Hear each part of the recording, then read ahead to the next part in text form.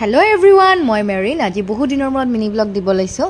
বহুত দিন তেনেকৈ আপলোড দিব পৰা নাছিলোঁ, কাৰণ কি ময়ো তেনেকৈ ঘৰত যোৱা হোৱা নাছিল আৰু এইটো মোৰ ঈদৰ আগৰ বন্ধত চাগে গৈছিলোঁ।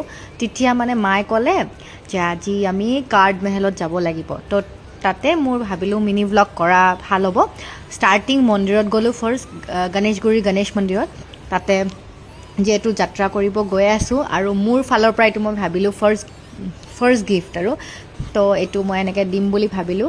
আৰু আপোনালোকে বহুত জল্দি গম পাব আৰু মোৰ ছাৰপ্ৰাইজটোৰ কথা, যে আমি কাৰ কাৰণে বনাব গৈছোঁ, পাপা মা মই। এইটো গম পাব লাহে লাহে, ভিডিঅ' পাব, আগলৈকে চাই থাকিব মোৰ ভিডিঅ'বোৰ।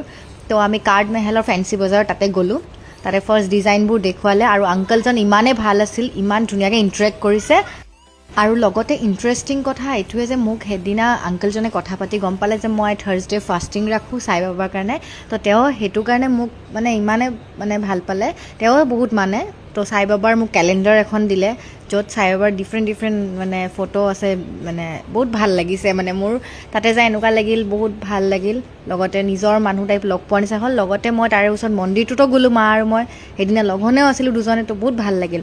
তাৰপিছত মই হনুমানৰ এটা ফটো ল'লোঁ, কাৰণ হনুমান ভগৱানৰ মোৰ ফটো নাছিল তেওঁৰ মোৰ হোষ্টেলত লগাবৰ কাৰণে। তো সেইটো লৈ পেলাই গুচি আহিলোঁ। মোৰ ভিডিঅ'টো চাই কেনেকুৱা পালে লাইক কমেণ্ট কৰিব।